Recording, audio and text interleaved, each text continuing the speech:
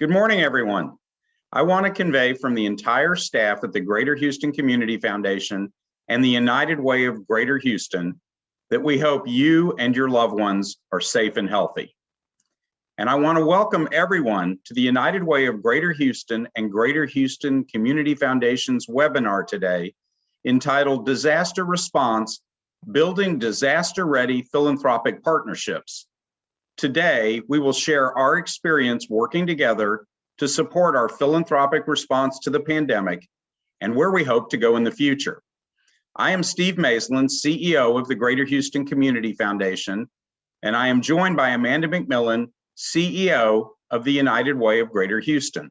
It was about a year ago that the COVID-19 pandemic hit, and our worlds and our lives have all changed. We know that in Houston, it's not if we have another disaster, it is when. Even then, who would have thought a week ago we would have record cold temperatures and snow, leaving many without power and once again, leaving the most vulnerable in dangerous situations. Today, we will share our experience of working together, the lessons learned so far, and our evolving joint partnership in disaster recovery and support for future disasters. We're joined by Jessica Pugil and Brett Sinclair, our third-party evaluators, who will share major findings from the work to date, including opportunities for the future. We'll then take questions and close with sharing insight into where this partnership is headed next, including our efforts to support the most vulnerable in recovering from 2021's winter storm. We are so honored that you've chosen to spend an hour with us this morning, even if it is just virtually. And we're glad to see both new and familiar names popping up as attendees today. We have an incredible gathering of our donors, nonprofit partners, our colleagues in the philanthropic community, business leaders, and government partners. In total, we're currently over 150 individuals strong on this webinar, and I believe we are all people who care deeply about Houston, the people who live here, and are all interested in strengthening our local disaster response and resiliency system so that we can not only weather this storm, but the next, and bounce back faster and stronger. It is with your help that the Greater Houston COVID-19 Recovery Fund raised $18.5 million for the Greater Houston area, supporting 86 nonprofit partners and serving the most vulnerable individuals impacted by the pandemic, with food, emergency financial and rental assistance, and other critical services. Before we get started, I'd like to introduce Renee Wizig-Barrios, Senior Vice President and Chief Philanthropy Officer at Greater Houston Community Foundation, who will serve as our moderator for this event and whose leadership has also been instrumental to GHCF's disaster response and recovery work over the past several years. Renee? Good morning, everyone. It's my pleasure to be here with you today. We really appreciate you spending time with us, and we hope you and your family were able to be safe during the last week. I want to just share some technical information that will help make our webinar go smoothly. You will note that we will be screen sharing throughout the webinar, so you can enlarge your screen at the top if you want to see that information differently. We are also recording this webinar because there are many people who wanted to join us who weren't able to be here, and we want to be able to share it with them post-webinar. We are really interested in your engagement today. We have a lot of information to share, but we really want to know what is on your mind. So for that reason, we will be using our Q&A feature, and my colleagues, Mary Vasquez and Diana Sarsewello, who you'll hear a little bit more about in a moment, will be actively answering Q&A throughout the webinar. So really encourage you to get those questions out there that are on your mind. Certainly, if we are not able to answer the question, you can contact us at the end of the webinar or in any of the coming days, and we'll be happy to respond to you at that time. We have reserved about 15 minutes at the end in order for us to actively respond to your questions and have more of a dialogue. We are very excited that you're here. Today is really all about our continued conversation and collaboration with you so that together we can strengthen our work for recovery and resiliency. Thank you so much. When I received a phone call in late 2004 asking if we at GHCF would support something new called the Bush-Clinton Tsunami Fund, I had no idea we were embarking on what is so far a 15-year journey to learn and evolve as an organization able to assist in large and impactful disaster relief efforts. This work has always been challenging, rewarding, saddening in that needs always greatly exceed resources, but also incredibly uplifting. It is hard to be a cynic when you see the literally tireless efforts of public sector and nonprofit personnel, as well as our own teams, and the remarkable cross-sector generosity of our country and especially our community. And so our work continues, with the pandemic representing an entirely new challenge. We thank each of you for what you have done and continue to do to help our Greater Houston region through this pandemic. There are so many of you that gave generously to the Greater Houston COVID-19 Recovery Fund, not just once, but twice, 3 times in some cases over the course of the past year. Thank you so much for your generosity.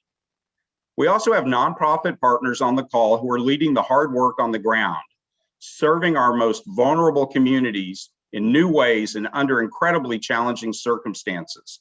We are always grateful to partner with you. We have government partners on the call who are leading heroic and unprecedented efforts across our region. Effective disaster response and resiliency starts with them, and we are most grateful for their leadership.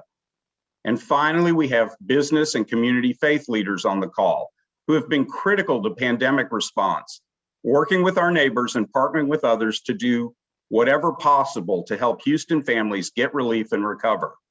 Thank you all. Here at the Greater Houston Community Foundation, we are a philanthropic hub for the community.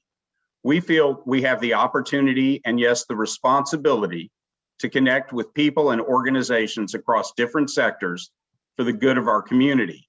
And we find that everyone is focused on the same purpose of responding to our community's crisis and making progress here in Houston as one community.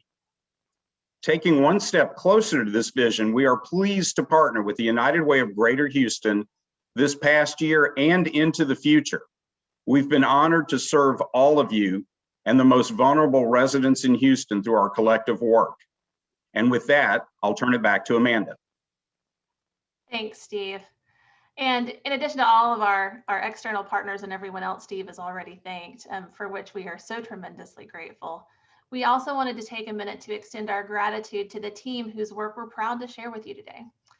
First of all, we are so thankful to our incredible respective boards who are supporting us during a time when both organizations are evolving in big ways for the better.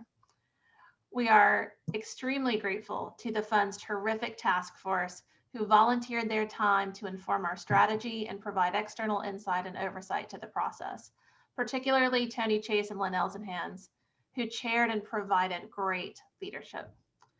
We're also very thankful to Jamie Roots and Anna Babin, who were both instrumental in the early phases of the fund, supporting fundraising and laying the groundwork for this partnership.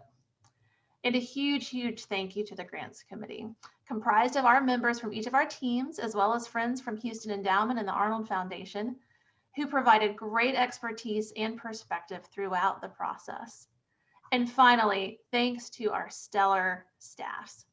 While there are a few key leaders who stepped up to contribute in major ways, across both of our organizations, there are nearly 24 people who contributed to the fund's efforts in really meaningful ways over the last year. Thank you for your leadership and for your commitment to our community. And now I will toss it over to Renee to say a little more here as well.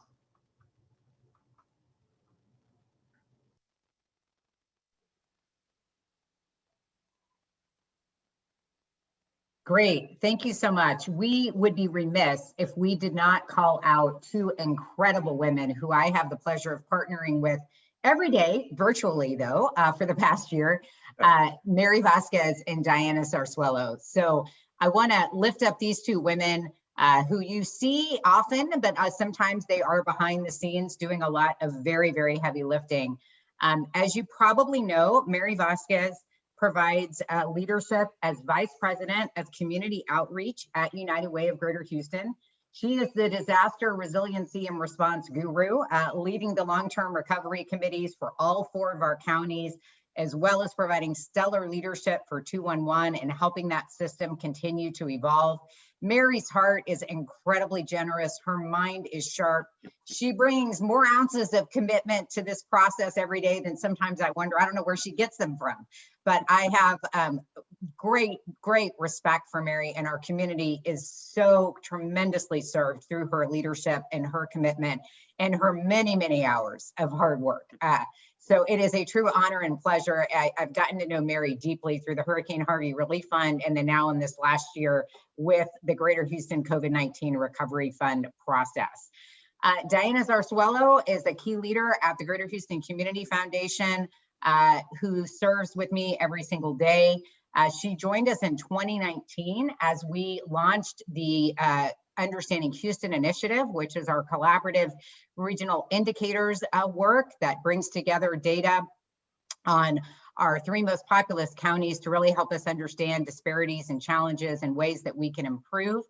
Diana is also a leader in the disaster space and serves on the Long-Term Recovery Committee and has been leading our disaster grant making work and was a key co-chair of the grants committee along with Mary for the Greater Houston Recovery Fund.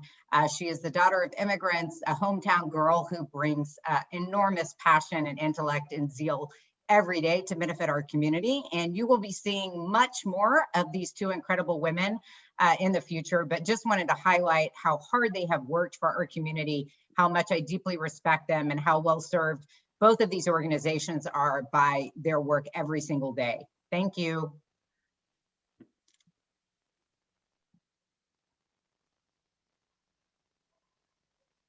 And I am handing it back to Steve. Thank you, Renee.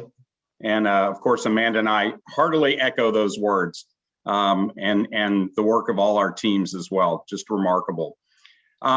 While we're proud of our work to date, the pandemic and economic downturn continue to bring hardship for many, especially our most vulnerable neighbors.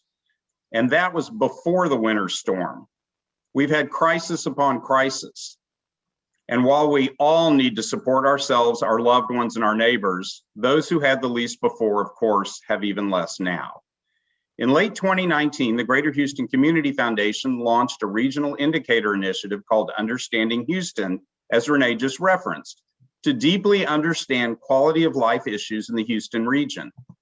With our strategic research partner, the Kinder Institute, we created understandinghouston.org to be a community resource that aggregates over 250 indicators across 10 quality of life areas for Harris, Fort Bend, and Montgomery counties, looking over time and comparing to state and national trends. Our data show more than half of adults in Houston have experienced income loss in their household since mid-March. As of last month, more than 40% of households in the Houston area have either had a very or somewhat difficult time paying for the basic household expenses since mid-August. This difficulty is even more significant in Black and Latino households. Nearly 60% finding it very or somewhat difficult paying for regular household expenses. And 1 in 4 reporting often or sometimes not having enough food to eat. And since mid-August 2020, an average of 1 in 5 homeowners report foreclosure was very or somewhat likely within 2 months. And that compares to a staggering 59% of renters feeling similarly about evictions.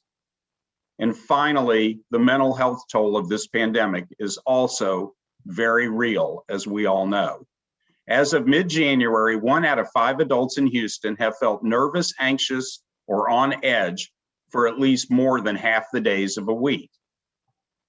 At Greater Houston Community Foundation, we have always believed in Houston's strength and resilience. No other time has tested our grit more than now, particularly in light of last week's winter storm. Yet, Houstonians have continued to embody what it means to be one community, and we are tremendously proud to be part of it. We are also clear-eyed about what it will take for us to move forward in our community. beyond this pandemic, beyond the economic downturn, and toward a more vibrant and equitable region, one that truly allows every person to achieve their fullest potential. It will take all of us working together and for the long haul. Moving forward, we will continue to build a Houston that rallies everyone together in crisis and consistently builds on our strengths to overcome some of our greatest challenges. At the Community Foundation, we believe anything is possible if we work side by side with our neighbors and with each other across philanthropy, nonprofit, government, business, and all of our communities, breaking down silos and building on what each of us do best. As we celebrated 25 years, we lived out this belief in 2020. We were honored to partner with the United Way on a joint COVID-19 fund within a week of the pandemic taking hold in Houston. We partnered with the county to administer a $30 million direct assistance fund in the early summer, innovating and infusing best practice to reach the most vulnerable. And along the way, we continued to serve our donors and clients, granting $18.5 million to over 86 nonprofit partners, advising donors on their own major gifts, supporting new initiatives, and creating opportunities to give to our region's Black-led nonprofits as we all reflected on our commitment to racial justice. While we faced one of the most trying years in recent history, we believe our partnership with United Way and this joint fund is a significant step in the right direction, and it is emblematic of how we intend to move forward for years to come. As Steve said, we know that the needs in our community have never been greater.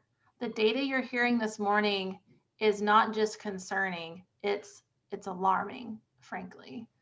COVID-19 brought disruptions to our community, impacting our economy, our healthcare, and other areas. The safety and well-being of our clients, donors, staff, and volunteers is obviously one of our top priorities. We know that there are serious short and long-term impacts related to this pandemic, including individuals who become sick, as well as those who are affected by business and school closures. In the greater Houston area, 47% of households struggle to make ends meet. These families lack sufficient savings to withstand an emergency or a sudden loss in wages. With public events, schools, and workplaces closing, low-wage workers living paycheck to paycheck may experience unprecedented financial hardship. Our 211 Texas United Way helpline data reflects the critical needs of our community. In 2020, we provided a historic 1.4 million connections for individuals in our community. The top needs of those callers were for rent and mortgage assistance, utility assistance, food assistance, housing programs, and medical. We answered over 400,000 calls from individuals seeking assistance for COVID-19 related needs. Our 211 became a COVID testing and vaccine information resource when Governor Abbott publicized 211 as the number to call for COVID-19 information and resources. And related to the winter storm, we've answered more than 12,000 connections, and that number would surely be greater if limited internet and cell access had not been a factor. Top calls remain the same, but we've definitely received a large number of calls already for home repairs due to water damage. For nearly 100 years now, United Way of Greater Houston has brought together diverse partners and approaches to get to the root of complex challenges holding people back. Our vision for our second century of service is to create the opportunity for individuals and families in the greater Houston community to thrive. United Way's second century vision aims to create opportunities for individuals and families to thrive by providing access to services that support financial stability, early child and youth development, and the behavioral health, physical health care, and basic needs assistance to meet those goals.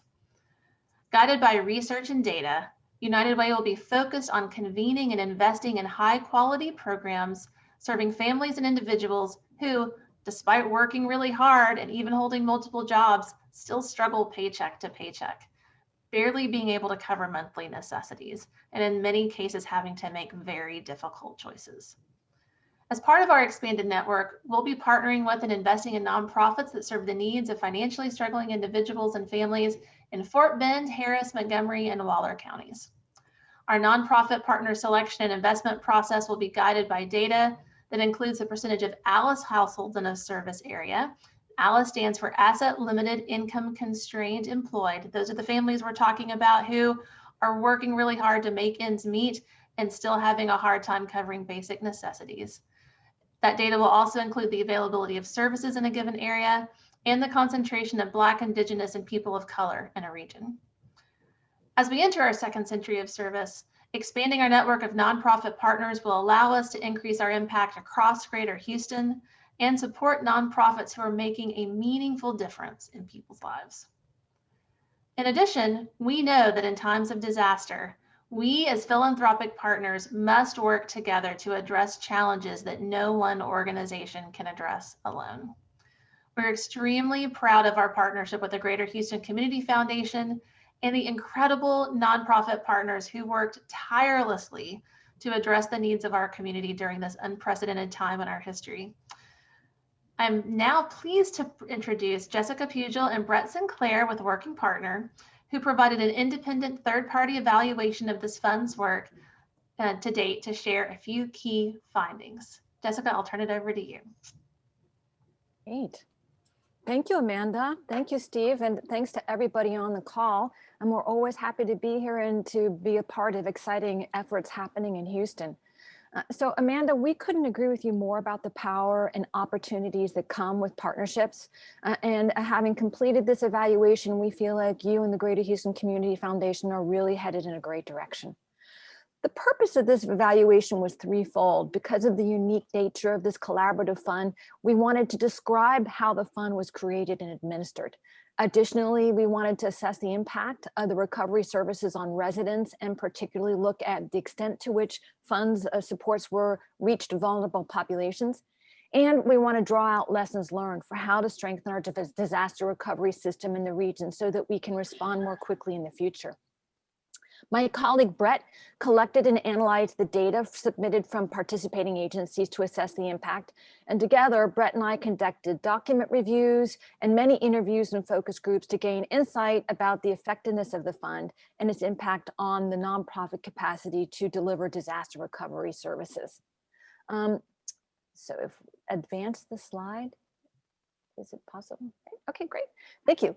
As Steve noted before, GHCF and United Way came together very quickly. This was the first fund in the region that was established to address the urgent needs of the pandemic. And unlike some of the other recovery funds that were established, this one was unique in being able to reach out to the 4-county area. It could advance the slide. Thank you. Reflecting each agency's commitments to this partnership, all aspects of the fund were fully shared.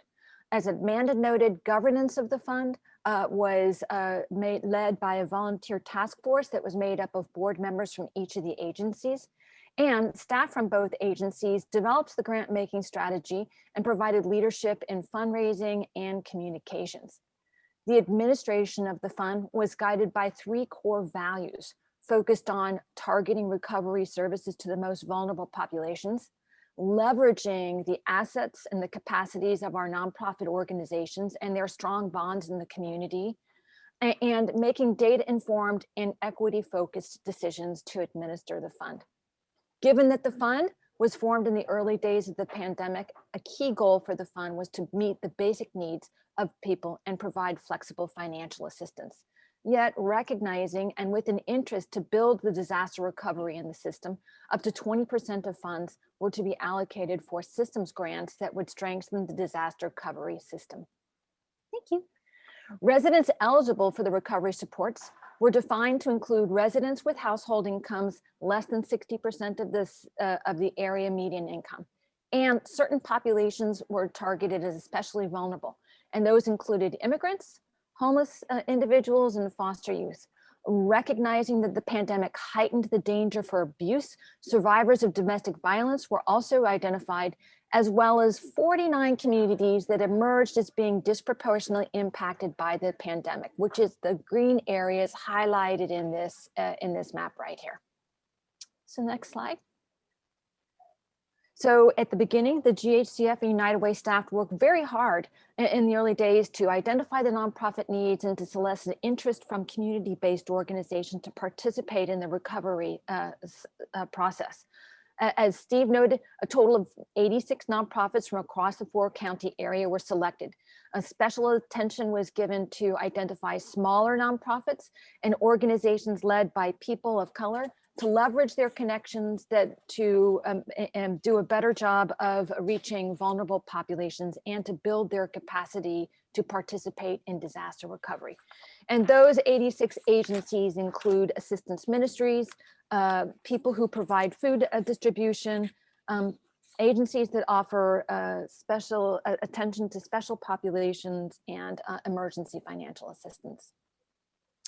So there was some uncertainty about how much could be raised. The pandemic was national in nature and also had a tremendous impact on the economy. Yet despite this uncertainty, as Steve mentioned, more than $18 million was raised to the fund. Funds were dispersed in rounds based on how much money had been received at each point in time. The chart that you're looking at right now demonstrates the number of rounds that were, don't pay attention to the names, some are called interim A and interim B, but basically there were 6 or 7 rounds that were funding that were dispersed. And given the fund's priority to get support out quickly, the largest amounts of funds were distributed. About a total of 10.5 million were distributed, and the largest percent of people served were served between April and May of last year in the first 3 rounds of funding. These early rounds focused on meeting urgent community needs, emphasizing food services and flexible financial assistance, especially rent and mortgage assistance to meet the growing unemployment and housing crisis and to avert potential evictions. Later rounds of funding, starting with interim B here in gold through funds dispersed in round 4 through October, emphasized system change efforts and addressing other emergent needs. Based on the infrastructure that was established and the funds raised, this fund was very effective in meeting the needs of vulnerable residents affected by COVID-19. I'm going to turn it over now to Brett, who's going to go into more detail about the impact of the fund.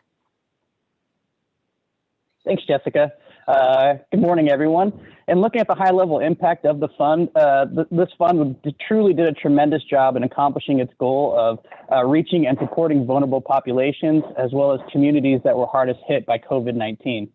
As of the last reporting date in January of this year, nearly 300,000 individuals living in over 100,000 households had been served by fund grantees, and beneficiaries of this fund were broadly distributed across the 4-county region. In considering the services that were received through the fund, most fund beneficiaries received basic needs support, which was primarily provided through food distribution services. The next most common service that was provided was financial assistance, as 15% of households received some form of financial assistance, either through flexible financial assistance, which was often used for utilities, medical bills, or other emergent needs in this time, or housing financial assistance, which was rental assistance or mortgage assistance to keep people housed in this time of crisis. On the bottom right, we've also included a pie chart that provides a breakdown of how funds were spent by grantees in providing services. It is notable here that while 75% of households received basic needs support, basic needs services account for only about 6% of all funds spent. Alternatively, in comparison, when we look at financial assistance provided, 15% of households receive financial assistance, yet it accounts for over 60% of all funds spent. And so this difference in fund allocation really reflects the higher cost of providing financial support to the community, and also it reflects the emphasis placed on providing emergency financial assistance through this fund. Importantly, as mentioned earlier, the fund achieved its goal of getting support to those with the most need. Nearly 90% of all beneficiaries served through this fund had a household income at or below 60% of the area median income. And so to provide context, that's about $47,000 a year for a family of 4. In addition, the fund effectively prioritized communities of color, specifically Black and Latino communities who bore the largest burden from the effects of COVID-19. The chart at the left compares the racial and ethnic composition of fund beneficiaries to that of the 4-county region. And what you'll notice in this chart is that Latino and African American populations are overrepresented in this fund as compared to the general population in the 4-county region. This is an indicator that the prioritization of these hard-hit minority communities was a success. And then among the vulnerable targeted vulnerable populations that Jessica mentioned earlier, those with the highest number of people served were people with limited English proficiency, foreign-born residents, and the uninsured. And so it is worth noting here that given feedback from grantees, it's likely that these numbers of vulnerable populations served are actually underreported in the reports. And lastly, when we look at this fund, it was very effective at reaching disproportionately impacted communities. And so when we look at the table to the right, households in disproportionately impacted zip codes account for about 26% of all households in the 4-county region. But looking specifically at who was served through the fund, households served in disproportionately impacted zip codes represent about 42% of all households served. And so there's a higher rate of service in these disproportionately impacted zip codes. And that holds true across all the counties in our 4-county region. And so to truly understand and get a better quantification of the depth of service relative to need, as well as to start to identify where gaps exist, if any exist, the rate of households served per 1,000 households in poverty was calculated for each zip code across the region, and it was compared to the average across all zip codes, which we defined as the expected rate of service. And so the map at the left shows you the depth of service by zip code across the 4-county region. And in this map, so when you see a yellow indicates that the zip code was well served, meaning it was served at a rate that was at or near the average across the region. Red indicates that the zip code was served at a higher rate than expected, so a significantly higher rate than the average across the region.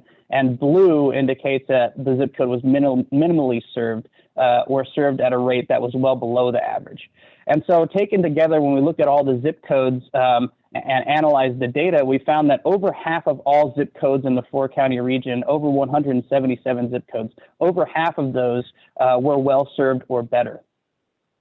And so when we identified gaps, we were looking for gaps. We're looking at the minimally served zip codes in particular. Most were found in the in industrialized or rural areas of Harris County. These are areas where there's lower population sizes, as well as fewer agencies, service agencies in the area to serve those populations. And also we found some in more affluent areas of Harris County, as would be expected, where the needs are lower. And then when we look at zip codes that were served at a higher rate than expected, most of those exist in the outlying counties outside of Harris County. And so these areas were mostly served through basic need support or food distribution in those areas. And so what we really want to look at, though, specifically is disproportionately impacted zip codes, which are outlined on the map, as you can see in black. And so among these disproportionately impacted zip codes, about 63% were served at were well served or better. And then we found gaps that existed as far as minimally served zip codes around the Greens Point area, as well as the medical center, the Texas Medical Center. And so with that, I'm actually going to pass it back over to Jessica to wrap up the evaluation findings and talk about future opportunities. Great. Thank you. You actually need to go back one more. Sorry, that's, oh, no, this is actually the correct slide. Thank you. So another critical outcome of this collaborative effort was the beginnings of starting a framework and infrastructure for a philanthropic response and engagement to supporting local disaster recovery system in the greater Houston region. We often talk about wanting a disaster recovery system, and this effort has done, I think, a very good job of taking a big step in terms of defining what that system looks like and putting some sort of meat to that structure. Key elements of this framework, as indicated on the left column of the chart, are a centralized location for defining donating funds. A lot of people, when we met with when we did our interviews, were very excited about having one place that everybody would know that they could go to donate funds. Establishing a grant-making strategy was another component of it that was important for doing it. And in this case, the GHCF and the United Way staff leveraged the lessons that they learned from Hurricane Harvey. They were very data informed, were very focused on taking a data informed approach to making decisions about that grant making strategy. Additionally, they have established a process for providing recovery systems that leverages the assets of the nonprofit community in the community. And this was tremendously effective in helping to reach the vulnerable populations that were targeted.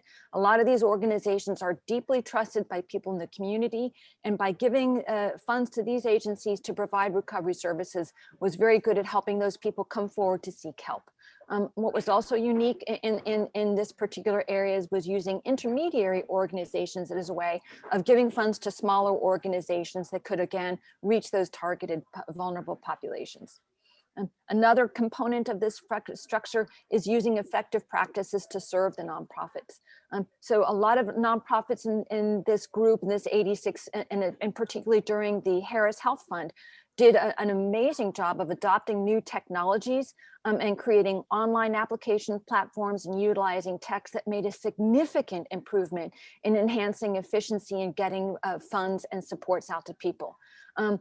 Disaster assistance was utilized by some of the organizations in this fund, especially in the Harris County Fund, which also created some efficiencies and gave a lot of flexibility to the people who were receiving the funds to use the funds in the way that were desperately needed. Also, in this particular fund, a common database in the Harris County Fund was very successful, and a lot of people really thought that was an important next step. And then finally, I think kudos go to GHCF and the United Way for creating a communications and being very intentional about being transparent with public funders and the government about what their strategy was and how it was being implemented. So it was, all in all, we think these are key elements of any disaster recovery system, and the achievements of this particular effort have done a good way in helping to define what those look like. But more can be done. So if you can move on to the next slide. This is an initial framework that emerged out of this effort, and for this to become a foundation for how the philanthropic community can support a stronger disaster recovery system, we think it's important to engage people on this call and other stakeholders in the community about a broader discussion about how this framework can be enhanced. Based on our conversations with stakeholders and on readings about other disaster recovery systems, we've suggested some questions here that could begin a series of community conversations about how to strengthen this initial framework, starting with what's right about the framework. Is it, what's missing in the framework? And how can some of the core elements of the framework be strengthened? For example, agencies that adopted new technologies, how can those be utilized in other agencies? Should a centralized data platform be used for real-time data collection? That's sometimes a controversial subject, but I think this effort and the Harris County effort did a good job in moving people towards finding a platform that was user-friendly and effective. And I also think it's important to talk about other kinds of relief. Direct assistance was used in some cases here. It was definitely used in the Harris County Fund. And is that a good approach to use? And are there instances when it's not a good idea? And how should that be addressed? So in all, we applaud the Greater Houston Community Foundation, the United Way, their leadership and their staff, as well as the almost 90 nonprofits who worked on this on an effort well done with very good impact. Thank you very much. Thank you, Jessica. Really, to both you and Brett Sinclair at Working Partner for such great work on this evaluation. There's a lot of other feedback and reporting that goes behind this presentation today, which our teams have carefully reviewed, and it really is helpful and outstanding work to help us be better at this process every time we need it. And building on these strengths and opportunities, Steve and I are happy to formally announce on behalf of our boards and our teams that we've laid the foundation to start a joint fund strategy and approach for future disasters. The United Way of Greater Houston and Greater Houston Community Foundation have played a critical role in disaster responsive recovery for many years. I mean, but I think, combined easily more than 30 years in disaster recovery. And really this role has become even more important in recent years, as we are all painfully aware. But we believe it's the best time now to come together and solidify partnerships, best practices, and expectations when it comes to philanthropic response, so that when our community is faced with a disaster, we can ramp up quickly and efficiently to fundraise and deploy resources to begin recovery work. We've signed an agreement outlining how we would activate when another natural disaster occurs, with clarity on roles, governance, and 2 clear models to administer a fund, depending on the size of the disaster and its potential impact on the community. We have a broad approach and key principles that we've built consensus around through our work together this year. And we're really grateful to the teams for being so open and collaborative on this process. We're also committed to working together and with our partners to explore how we can continue to build capacity and expertise in this area, not only among ourselves, but across our entire community and the many partners we support. If we can do that, we will be able to enhance our region's resiliency. The opportunities for the future we just heard are just the beginning of this deeper exploration for us and with you all. And Steve, I'll turn it over to you. Thanks, Amanda. And I just want to add real quickly how excited we are at GHCF for this partnership and looking forward into the future. We think it's a really important next step for both our organizations and for the community. Not least because, as we all know, natural disasters and flooding are just a part of our reality in Houston. In addition to a pandemic, 2020 brought a record-breaking hurricane season. 30 tropical storms or hurricanes, 6 of which became major hurricanes, which many of us in Houston know means Category 3 or stronger, making 2020 the most active hurricane season on record.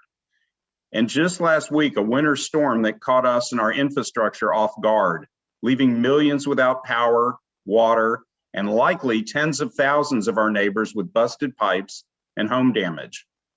The more we understand how disasters have affected our region, the more we can do to minimize our risk, mitigate negative impacts, and improve our response so that everyone in our community, especially the most vulnerable, can bounce back quickly. We invite you to visit Understanding Houston, where we've added 50 new data points that speak to our region's disaster and COVID-19 context, with a focus on the human impacts of these major events. COVID-19 data is updated regularly as new data is shared on vaccines and surveys. As a philanthropic community of individuals, foundations, and corporations, our neighbors count on us to respond quickly and to fill critical resource gaps early and throughout a crisis, and in close partnership with our government leaders.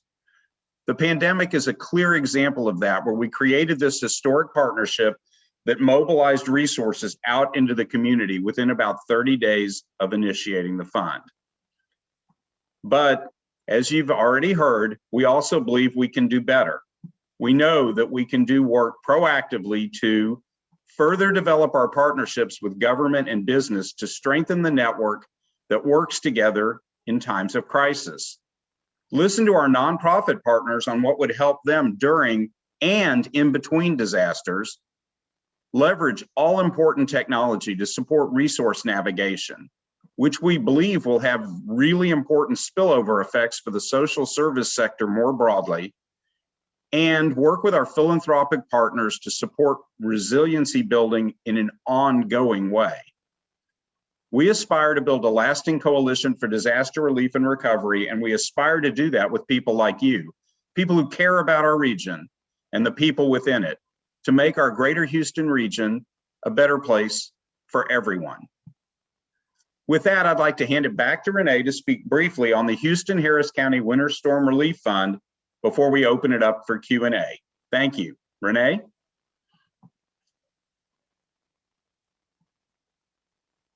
Hello, everyone. By now, you have probably heard that we are pleased to be partnering once again in order to provide relief to our most vulnerable neighbors. As you well know, there are thousands of Houstonians and residents of Harris County suffering because of the winter storm.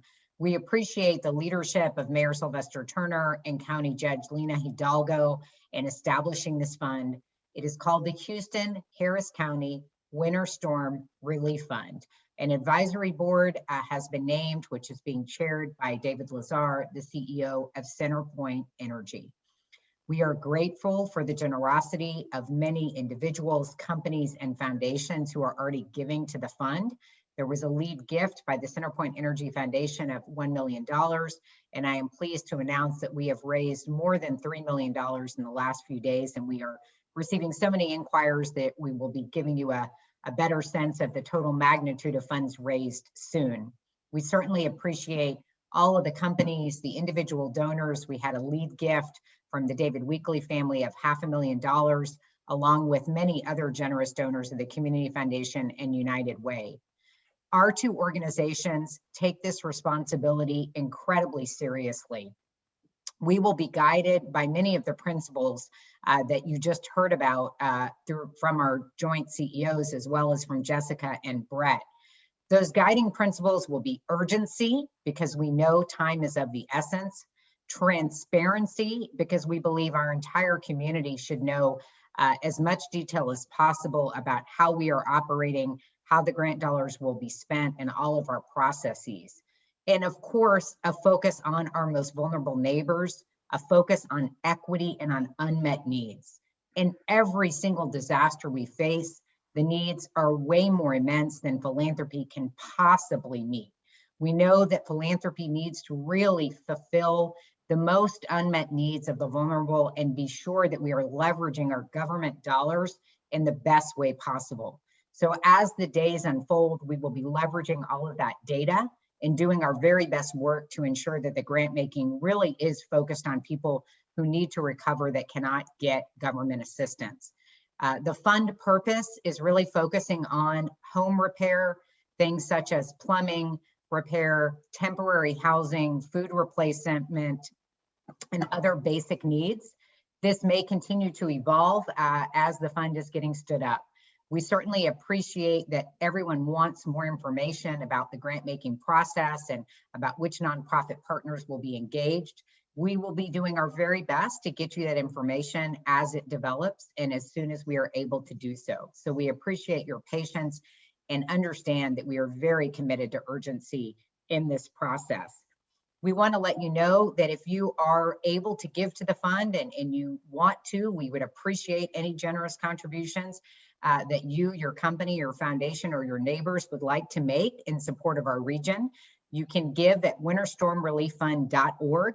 That is also a great way to follow information about the fund, and we will be sharing information on a very regular and consistent basis with all of you.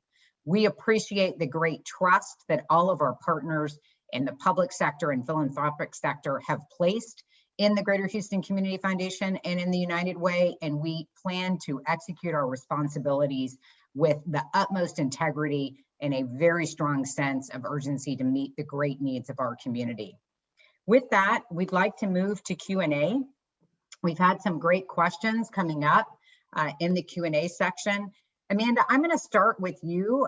You started at the United Way at a very exciting time, the start of the pandemic, and you're now working through a second disaster. What have you learned so far about our community's ability to respond?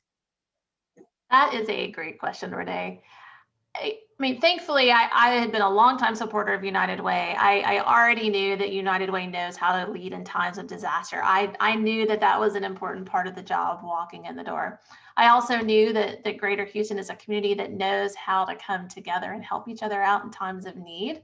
So I knew that coming into this, and I've just been so inspired. I would say one thing I've learned is just how deep the collaboration is that goes into all of this work. It's incredible. You know, we all know, we've talked about this morning, just how the tremendous ability our community has to respond, right? Philanthropically, with social services, and so many other ways. And time and time again, we step up, we help our neighbors in times of need. It's what Houston does. It's Houston strong. I think we've also learned that no one organization can take on this work alone, right? We've talked about that this morning as well. And really, I think we have a duty as part of our nonprofit community to really come together in times of need. We are stronger together. Our community can bounce back more quickly and more effectively if we're all working together. I will say, and I had someone say to me the other day that, that they were feeling more #Houston tired than #Houston strong. And I have to say about all my team members and colleagues across the social services space, the last year has been so incredibly taxing on everyone. And one of the dynamics related to that is systemic challenges. We saw it with COVID, right? Even before last week, we've already seen COVID had already revealed some really systemic inequities across our community. We have to address that. And so we really aren't going to be able to help families pull themselves back from the edge, at least certainly financially and in many other ways in times of disaster, if we don't figure out a way to address those challenges over time. So for me, that was a big learning as well. Is like, okay, we've got urgent basic needs to address, but we really have systemic issues we need to figure out how to address as well. Thank you for those reflections. We agree with you wholeheartedly that the systemic inequities in our community absolutely need to be addressed. And I know both of our organizations are really committed to looking at ways that philanthropy can do that, while understanding that government has a very large role to play as well. Steve, speaking to that exhaustion and pain in our community, which Amanda was reflecting upon, and which we've all seen, especially among our nonprofit service providers who have just been doing yeoman's work this entire year. When you look ahead and you think about the crises that we have suffered and all the things that Jessica pointed out as key learnings for the future, what stands out to you? What do you think we need to do to make our response stronger?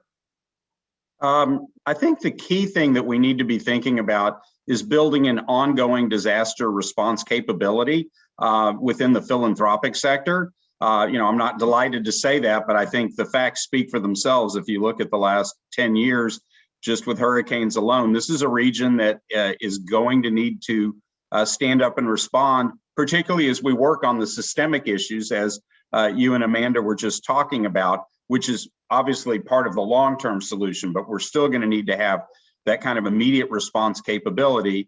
I think the United Way GHCF partnership is a key aspect to that, and we need to evolve that approach and be able to help nonprofits build their capacity. When there isn't a hurricane sitting in the Gulf, we need a capacity to do ongoing learning. So this region brings the best thinking that we've developed not only here, but around the country and even around the world for disaster response. We need to leverage technology, which we have.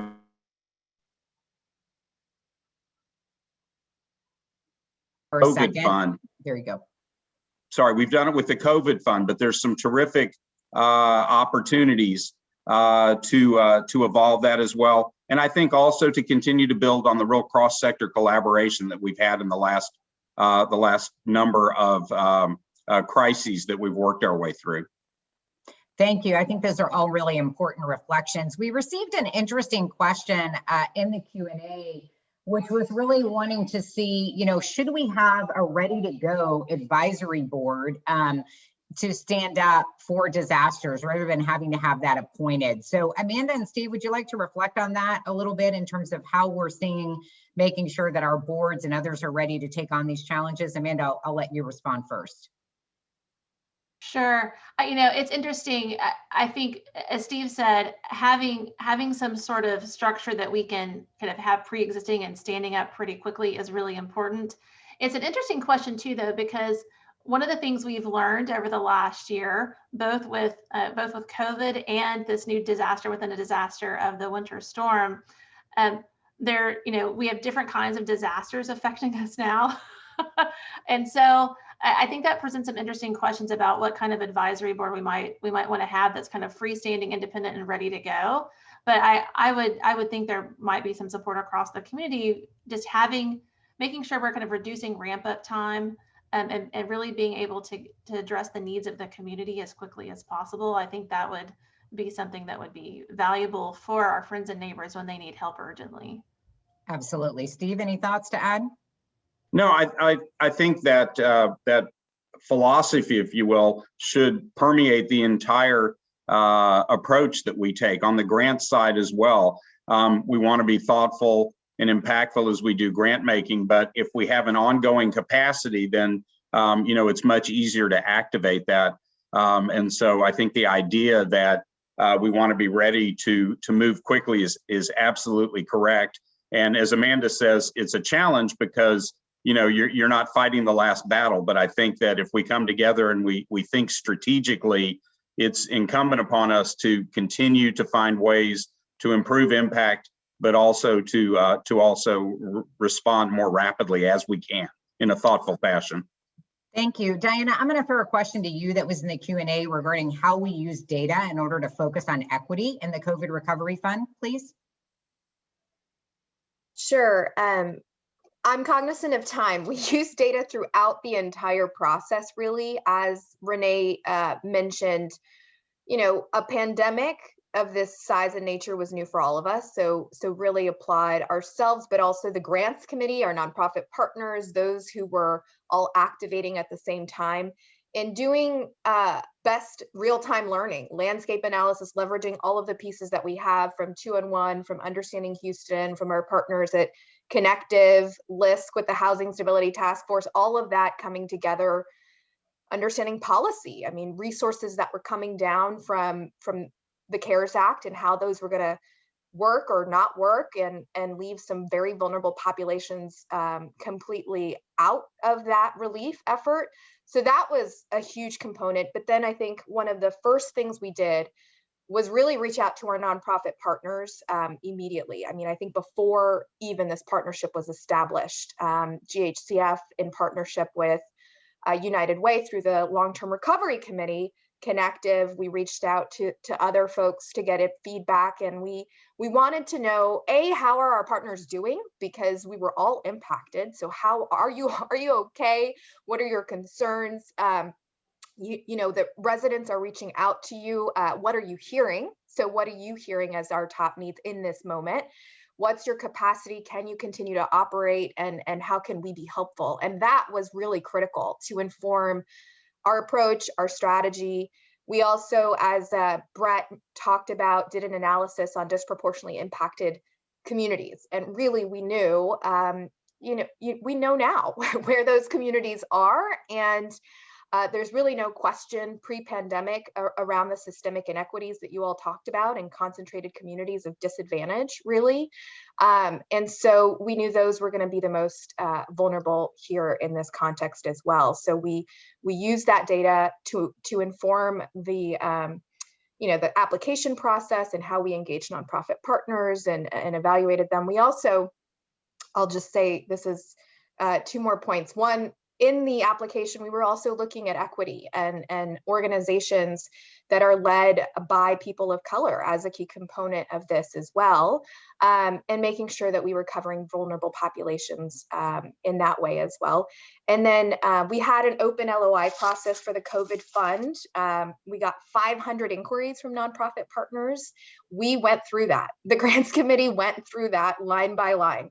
And we also shared it. We also shared it with the philanthropic community. So I think that's the other key piece is that I'm sorry, it's 10 o'clock. So I'm gonna respectfully in that portion, we really respect your time. And so we want you to remember that we will give further answers in the COVID response at GHCF email. There were a lot of great questions. We will send those responses. We'll be sending up a follow email, and we encourage you to follow the Winter Storm Relief Fund to give if you wish to do so. And Amanda, I'll pass it to you. Great, thank you, Renee, appreciate it.